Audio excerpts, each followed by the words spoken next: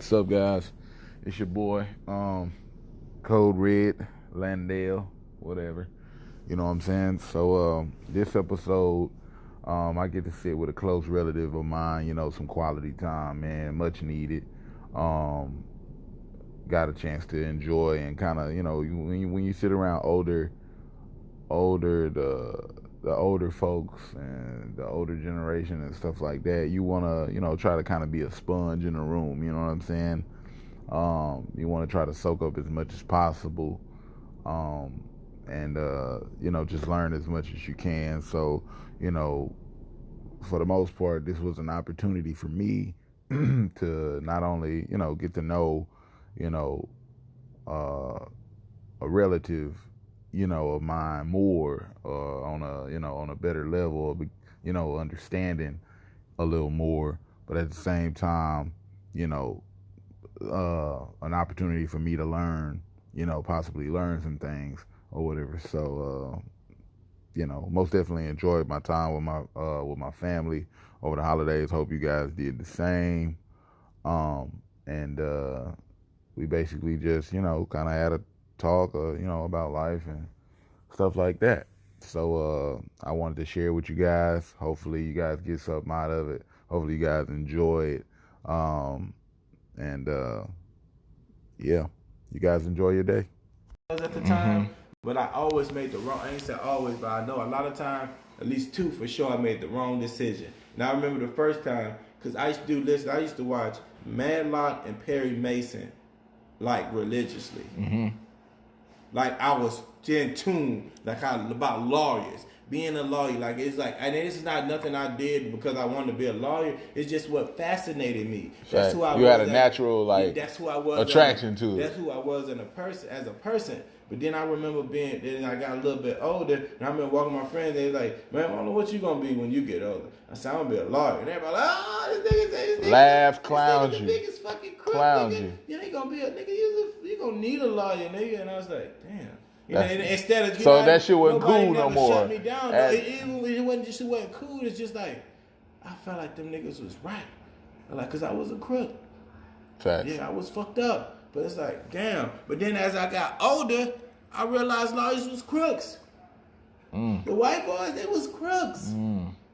They was crooks already. So you needed to be a crook in order to be a good lawyer in some cases. Depends on what you was doing, cause you gotta have no morals. You gotta have more. You gotta be moralist in some cases. You know what I mean? You gotta know somebody is in the wrong and don't give a shit because you're there to defend him, to make him in the right. So you can't have morals when you're doing that, because in that case you're not gonna be able to lie for that person. Because that's the thing. A lawyer said. A lady told me when I was young. It's two people. You say, one person you can lie to everybody you want, but don't never lie to your lawyer.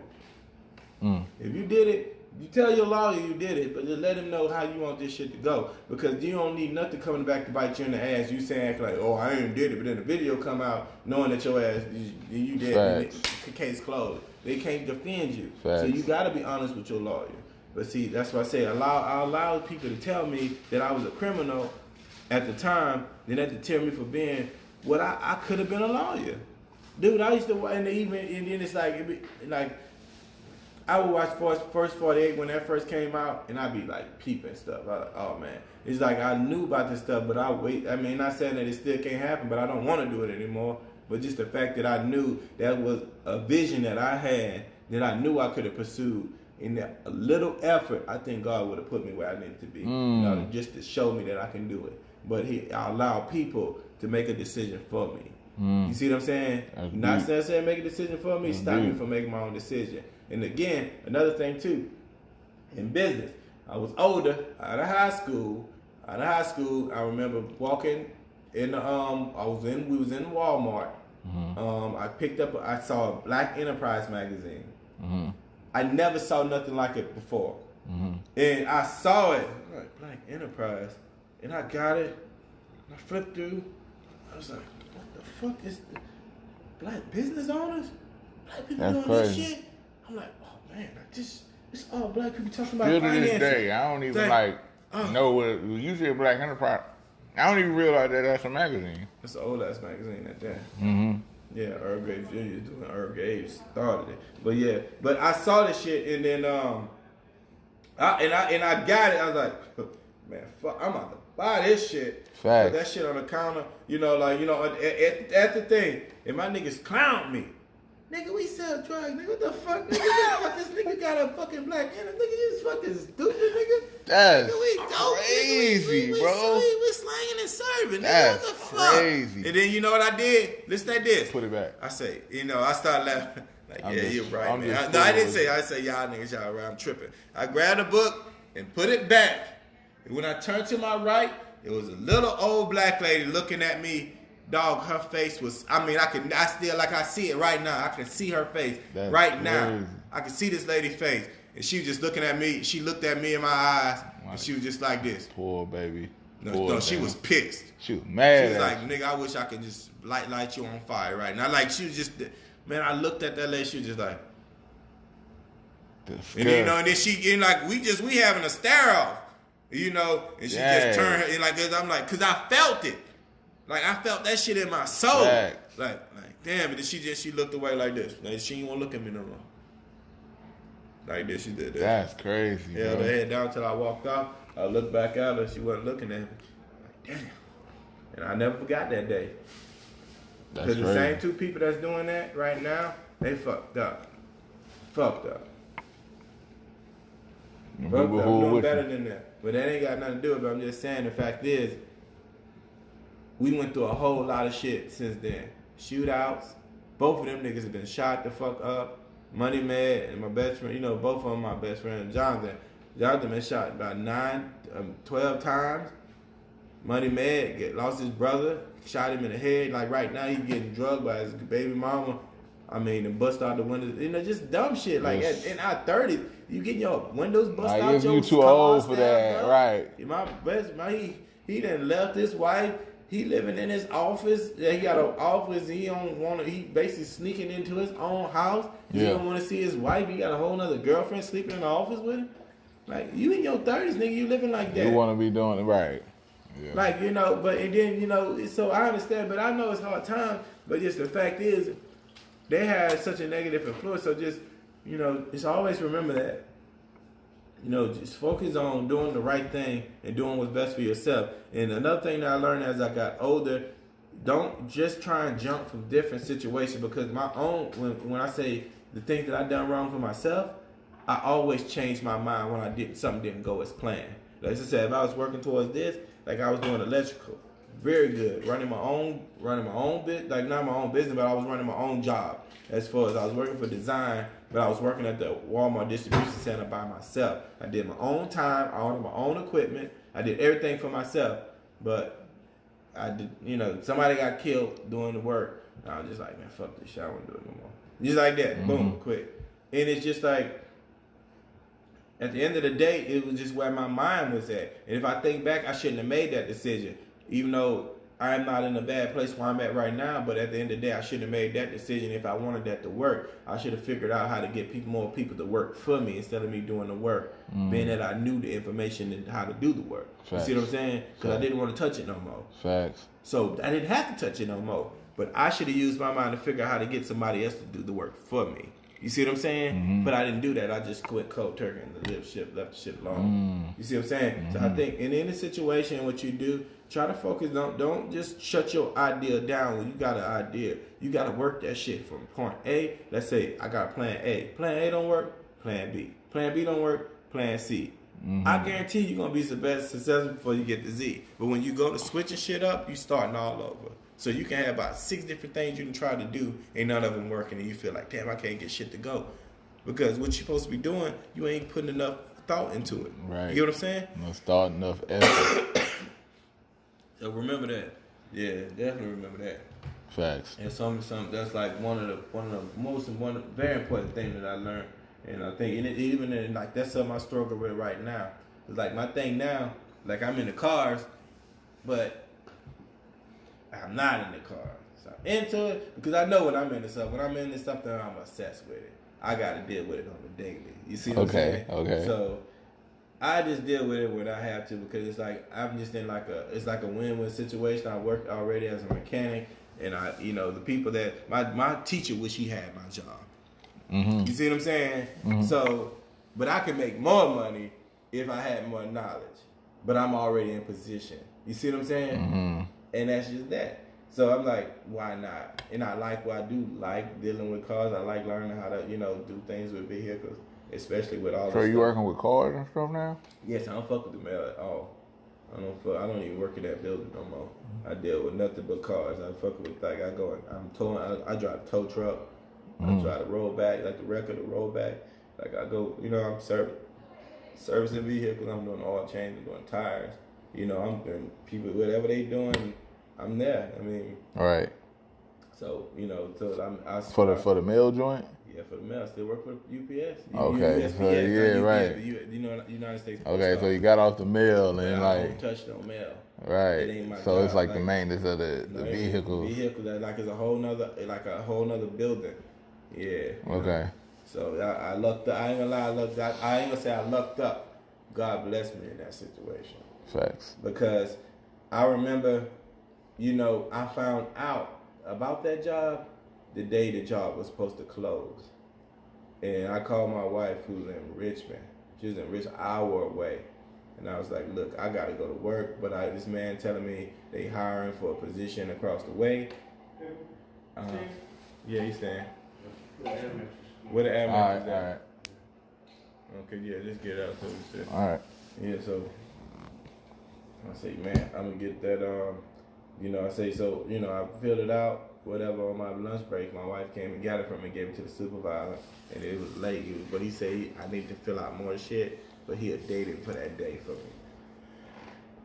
And even that, to take the test, like I knew some stuff about mechanics, but I ain't knew enough to take a mechanics test. Mm-hmm. And I just said, man, fuck that shit. I'm gonna take that shit anyway. And, on the spot. And I was 15 minutes late, and they say you're supposed to be 10 minutes early. If you wasn't 10 minutes early, they was. Oh, that most definitely was God there. I was, and this shit happened so crazy, bro. That was most definitely I'm God. I'm getting ready to turn on one, trying to get on the highway, and I saw traffic was backed up. It was an accident, or something was going on. Traffic was already backed up. So I said, fuck it, I'm gonna turn around and go to the back road. Turn around, went the back road, got good up the road. The back road already backed up, and this shit ain't moving. I sat there for like 10 minutes. Then I said, God, fuck, I'm better off on the highway. At least I get on the highway, turned around, got back out, went back on the highway. You see what I'm saying? Got there 15 minutes. My wife, like, just drive on the median. Like, told me to drive on the outside when I get close enough so I can get to the exit. Just drive on the service road or something like that. Yeah, just drive on that shit till you get there. Right. So, and before I did that, let me say one thing too. Before I turned around, because I had already tried the highway, left and went back to the back road. While on the back road, the traffic was removed.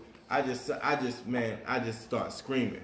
I just yelled, and I just started punching the fucking steering wheel. Because you was mad and you felt like it was over. Fuck. You know what I mean? I was like, damn, I tried everything to do perfect. I left the fucking house 45 minutes early, and look what the fuck. Now I got fucking 20 minutes to make it, and I'm fucking 30 minutes away. Damn. And the traffic ain't moving. So it's like you off. I just wanted to give up. You off. I wanted to give up. Yo, I called yo, and she's like, just calm down. I'm going to try to call some people. I'm like, look, I didn't try to call everybody I can call. She's an 800 number, and just tell me. She's like, just don't worry. If you don't get it, just not meant to be. I say, man, I just, but after I screamed, bro, I'm going to tell you the truth. It was weird. Like, after I screamed, like I was punching steering wheel, like, my body just came straight, calm, like just like this. Like this, it was just like, damn. It's like a deep breath. It's like a deep sigh. It was just like, it could have been like a breath, exhale, I don't know. And it was just like, and I felt good. I felt good, man. Yeah, I felt good. It was just you felt good about the situation. I just felt about my everything. Body just, I don't know what the situation was. Situation was still fucked up. But realistically, I just felt good, and I just say, damn, just make it. Something just told me. Just get there, bro. Just get there, bro. Take your time and get there. Take your time, relax, don't rush. That's when I turned around. Just get there. I went back to the highway. Got there, went on the meeting. Ended up still going to the wrong parking lot. I had to get back and go there. I walked in there 15 minutes late. I walked in that bitch like I was on time. I said, I'm here to take the mechanics test for the United States Post Office. Oh, okay. Testing what's going on over there. Let me get you. Let me tell you the rules of this. Okay. Okay. Thank you so much. She's like, oh, I like your hair. How long you been growing it? Thank you, man. I went in there and I said, you know what? In the first instance I did that, thank you, God. I'm just saying to myself, I know it was you. So I get to the test. First question. I'm like, what the fuck is this shit mean? Like the question, don't even know what it means. I mean, I heard about shit, but I didn't know where it was at in the vehicle. You know what I mean?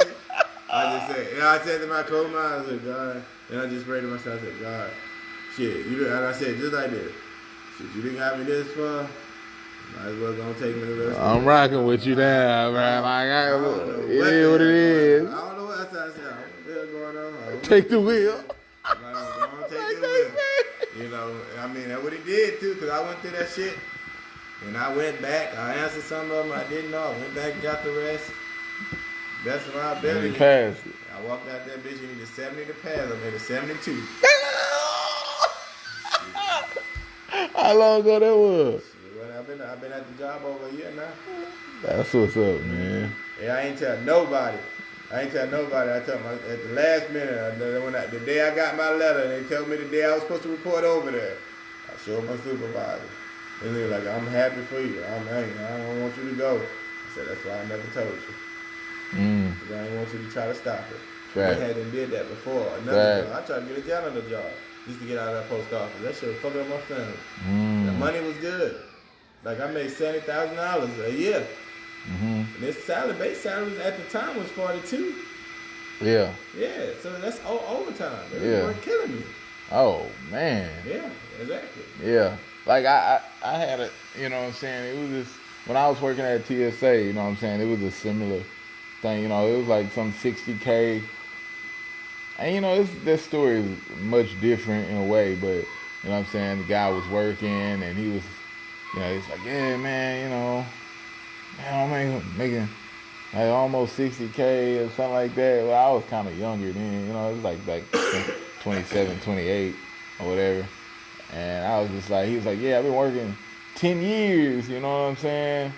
And I'm just coming up on, you know what I'm saying, like some 58, 60K and stuff. And I was like, how long? And I did like 10 years at TSA or something like that. And I was like, and I just remember thinking, you know what I'm saying, like later on that day driving to the store, and I'm like, damn, like 10 years to make 60K?